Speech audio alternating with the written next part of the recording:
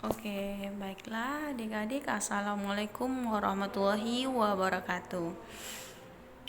Oke, ini pelajaran IPA kita itu di bab 10, itu mengenai getaran dan gelombang.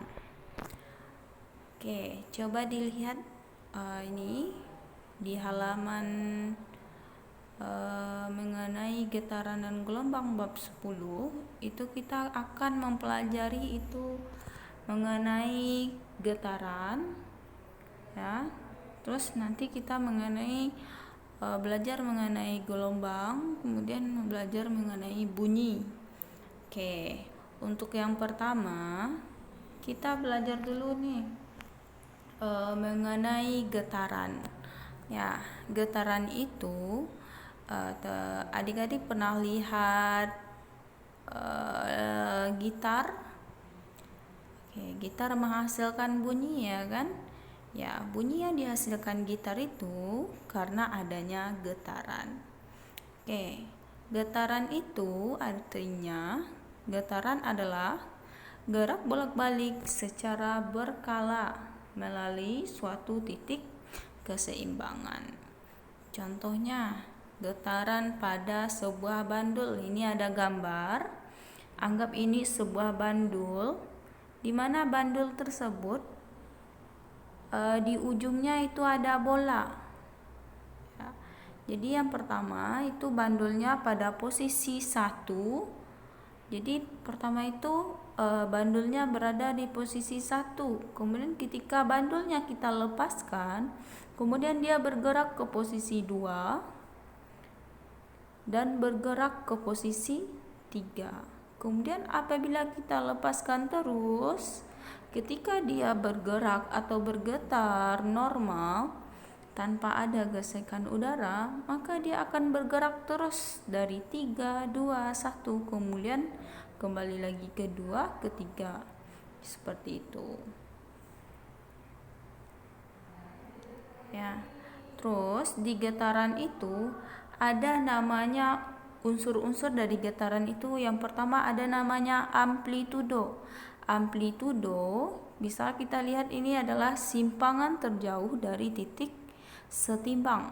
Ya, kalau kita lihat di bandul kita barusan yang di atas, itu titik setimbang kita itu adalah di titik 2. Ya, di titik 2. Jadi yang amplitudo itu simpangan terjauh, maksudnya itu dia bergeraknya terjauhnya dari titik setimbang kemana? Terjauhnya berarti dari 2 ke 3 atau dari 2 ke 1. Jadi dari 2 ke 3 itu sama nilainya dengan 2 ke 1. Itu namanya amplitudo, ya. Jadi amplitudo itu simpangan terjauh dari titik setimbang.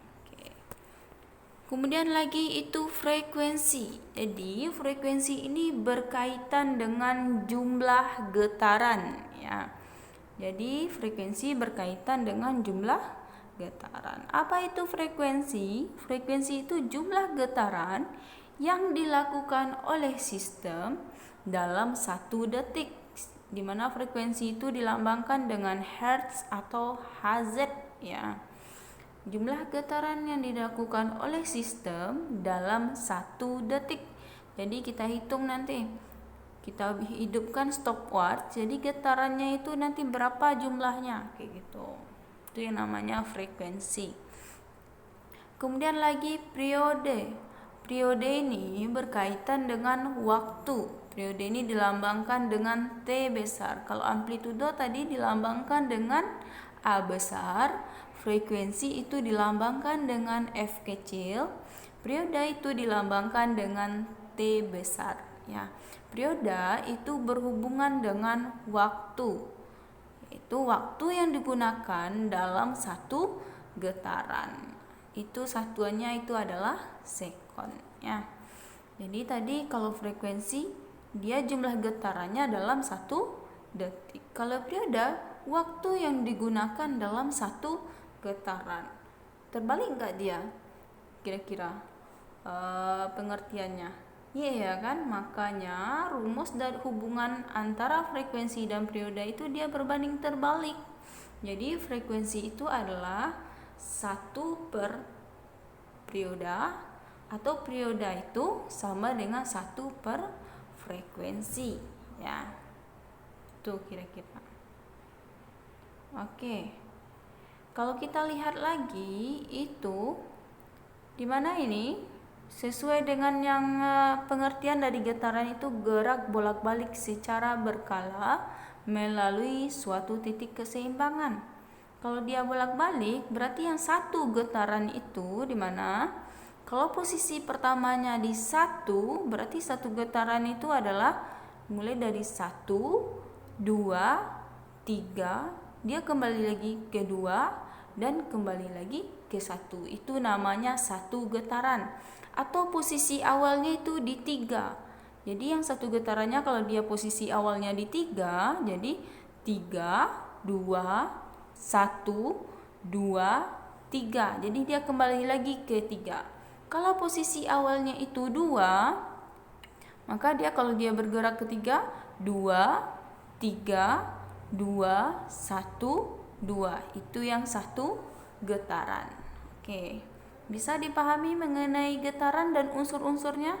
Kemudian kita lihat contoh di mana-mana aja ini adanya getaran. Yang pertama itu ada di ayunan.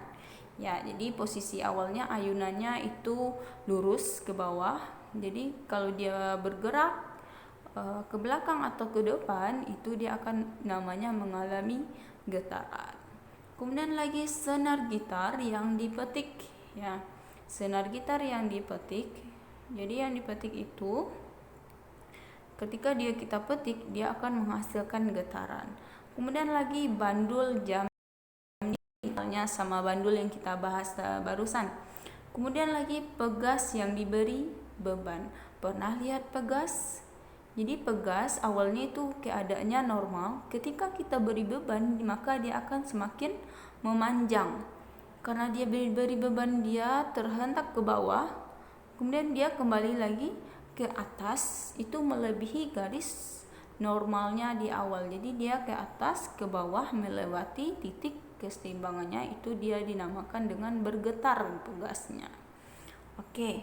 Kira-kira bisa dipahami mengenai getaran sampai di sini dulu. Untuk selanjutnya kita coba latihan dulu.